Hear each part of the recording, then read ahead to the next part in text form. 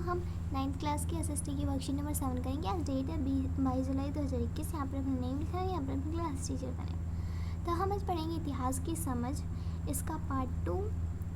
तो worksheet number 7 है, भारत की वर्तमान आर्थिक और सांस्कृतिक विरासत एक लंबी प्रक्रिया का परिणाम है। भारत की जो वर्तमान आर्थिक व्यवस्था और जो सांस्कृतिक विरासत है, ये लंबी प्रक्रिया का लंबे समय से आती आ रही है, उसका परिणाम है। भारतीय इतिहास की शुरुआत सिंधु घाटी सभ्यता के जन्म और आर्यों के आने से कर सकते हैं। सिंधु घाटी सभ्यता का जन्म और आर्यों के आने से। इन दो चरणों को आमतौर पर पूर्व वैदिक और वैदिक युग के रूप में वर्णित किया जाता है। ईसा पूर्व 4वीं सदी, आज से लगभग 2300 वर्ष पूर्व में सम्राट अशोक के अधीन भारत का एकीकरण देखा गया और बौद्ध धर्म एशिया के कई हिस्सों में फैल गया। सम्राट अशोक के सर्वाधिक शिलालेख प्राप्त होते हैं। हमारे देश का राजकीय प्रतीक सारनाथ के अशोक के सिंह स्तंभ से लिया गया है। तो किस लिए? अशोक के सिंह स्तंभ से, जिसे आपने सिक्कों, बैंक नोटों और सरकारी दस्तावेजों और आधिकारिक मोहरों पर जरूर देखा होगा। और पहली सदी में ईसाई धर्म सीरियाई व्यापारियों के साथ केरल पहुंच गया था। पहली सदी में स्थापित गुप्त वंश के साम्राज्य को भारत का उस समय स्वर्णिम काल माना जाता है। जब गुप्त वंश के साम्राज्य का हुआ था स्थापित, तो उसको स्वर्णिम काल माना गया। और 8वीं शताब्दी में इस्लाम पहली बार अरब व्यापारियों के साथ केरल में भारत आया और 11वीं शताब्दी तक भारत में एक राजनीतिक शक्ति के रूप में मजबूती से स्थापित हो गया था। और दिल्ली के जो चौहानों को हराकर दिल्ली सल्तनत की नींव रखी गई थी, इसके लगभग 320 वर्ष बाद यहाँ मुगल साम्राज्य का स्थापित हुआ। तो जब इसकी नींव रखी गई, उसके बाद 320 वर्ष बाद इसका स्थापित हुआ मुगल साम्राज्य का। तो इस काल में भारत ने एक बार फिर से राजनीतिक एकता का बड़ा पैमाना हासिल किया। इस काल में भारत में राष्ट्रकूट, प्रतिहार, पाल, सेन, चालुक्य, सातवाहन, परमार, अहोम, चोल, पांड्य, विजयनगर साम्राज्य भी फले फूले।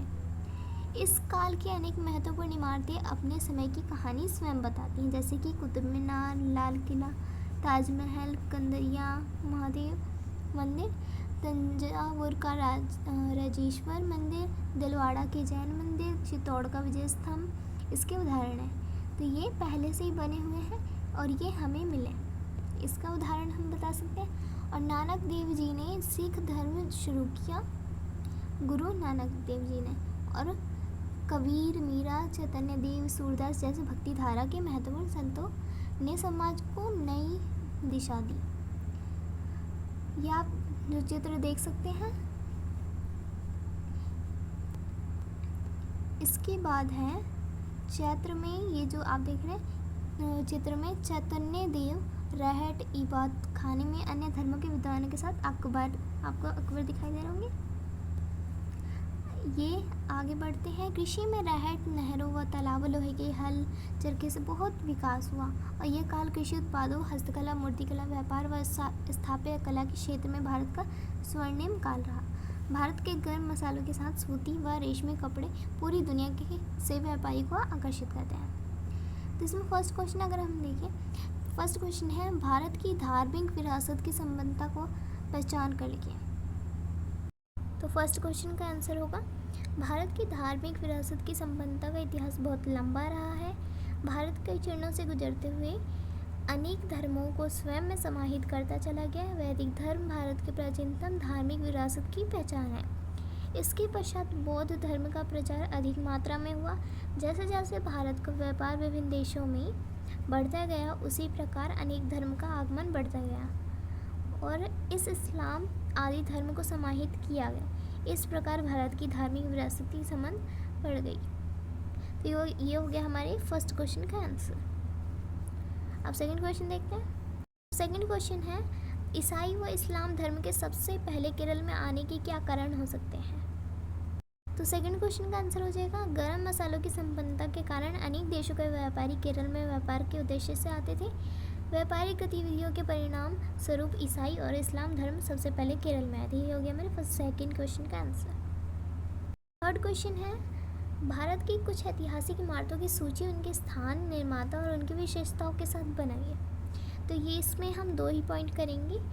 भारत की कुछ ऐतिहासिक इमारतों की सूची बनानी है, उसमें उनका स्थान बताना है और निर्माता। इसमें आप लिख लेना ताजमहल को शाहजहाँ ने बनाया था, ये सफ़ेद संगमरमर के पत्थर से बना है। और कुतुब मीनार, इसको कुतुबुद्दीन ऐबक ने बनाया था, यह लाल रंग का है। ये हो गया मेरे थर्ड क्वेश्चन का आंसर। फोर्थ क्वेश्चन है, भारत विदेशी व्यापारी को सदैव आकर्षित करता रहा है, इसके कारण बताइए। तो भारत विदेशी व्यापारी को सदैव आकर्षित करता रहा है, तो इसके हमें कारण बताने हैं, क्यों आकर्षित करते हैं। तो इसमें आप लिख सकते हो, भारत में गर्म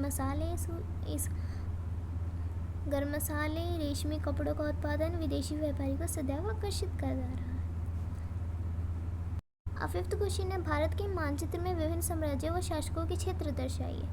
तो इसका आंसर कहते हैं, तो इसके आंसर में आप देख सकते हो यहाँ पर गुर्जर प्रतिहार और यहाँ पर पाल, पूर्वी चालुक्य, राष्ट्रकूट, ये सब आप लिख सकते हो। और यहाँ पर चोल, चेर, पांड्यन इधर है, तो ये आप लिख लेना। तो आज की वर्कशीट हमारी हो गई कंप्लीट। हमने सारे क्वेश्चन